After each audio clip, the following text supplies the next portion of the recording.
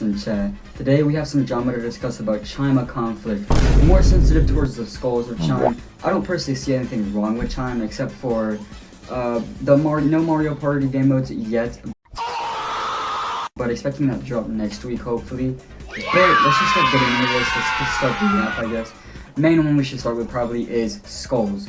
People do not like skulls due to the fact that once you get 3 skulls, boom, you instantly go to depths and you get a drown. People think that's really stupid because first off, you're not really getting killed. You're just losing 3 skulls. You're not technically losing a life. So pretty much you lose 2 lives even though you actually didn't, and you still go to depths. Pretty stupid, but honestly, the fact that you can regain your skulls now by any boss in the game, preferably Prime, since he gets the most and best loot in the game, is pretty easy to do. Not really a real big deal, but another thing is a bad introduction to PvP. Now, I will actually say that this is actually pretty fair, considering the fact that there are a bunch of cheese builds, and especially with these new legendary weapons that are coming out, it is just very, very aggravating to just like start PvP and like if you never like void walked or went the void walker origin, it is just a pain to get into PvP, especially by this method. But you also have to know that you can regain your skulls, alright? Which is a pretty good thing, alright? W update, as I said last video. Anyways, another problem is sweats and metamancers. Now, I do see this as a very big problem, especially since another topic that we do have is resetting 800 elo. Now, whenever elo resets every single month, everyone goes back to 800 elo, which is the very, very bad time to start actually grinding or participating in Chime conflict, because all the metamancers, all the hero blades, all the sweats, all the cheese ass builds are gonna be at 800 elo too. So you like could instantly be fighting a fucking like no-goes left toenail and not even know it, and it's honestly very stupid. I honestly don't know how they would help this. I guess what Akamatsu was talking about was the fact that like, you know, new players should be paired up like with 500 elo, 600 elo, you know what I'm saying? I think that would be a very good change, just so new players can actually experience PvP for themselves and actually get better, not just get fucking demolished in like 30 seconds and then, you know, 3 skulls, boom, depths like that.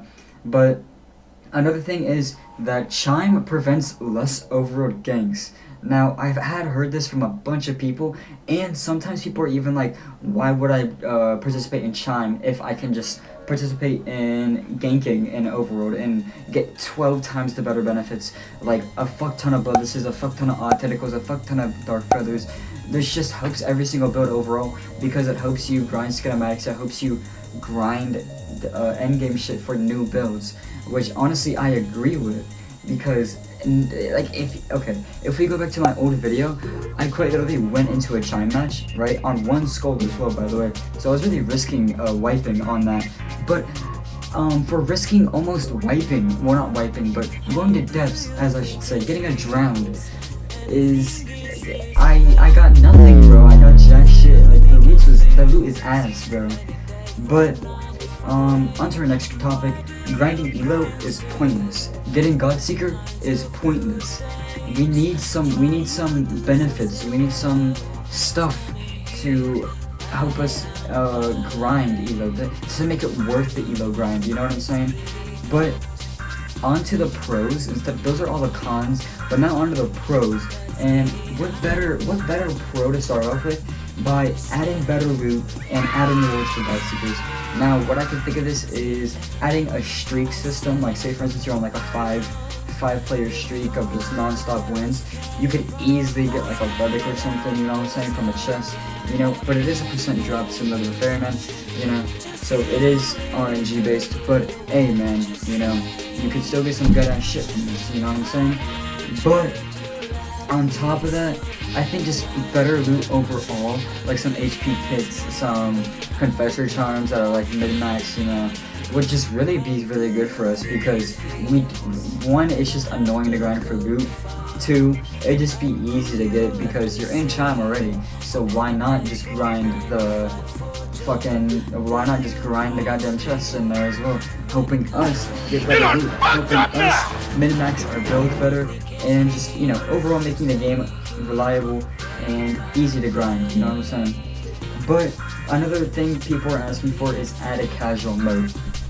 Now, I think this would be a very good idea, but there would be some aspects on it that I would have to tweak. For instance, say you're at 500 elo, right? You would be queued with 500 elo players, right? Which would help diverse you and make sure you do not climb the ranks of elo. As I should say, like, you verse 500 elo players, but if you're winning, like, I feel like they should like restrict casual mode from you if you're obviously above your fucking level. Like, say like you have like a 67% win rate of the casual mode, then you should definitely be able like to play ranked. Like, hey man, if you're getting 60% win rate, you should definitely be able to, you know, live in the competitive state of Chime, and therefore have to play with skulls, you know, until you like take some O's, you know, get like a 30% win loss. You know, the fuck was that? You know, hey, I would say, you know, man, you deserve casual mode. But another thing is hero build nerfs.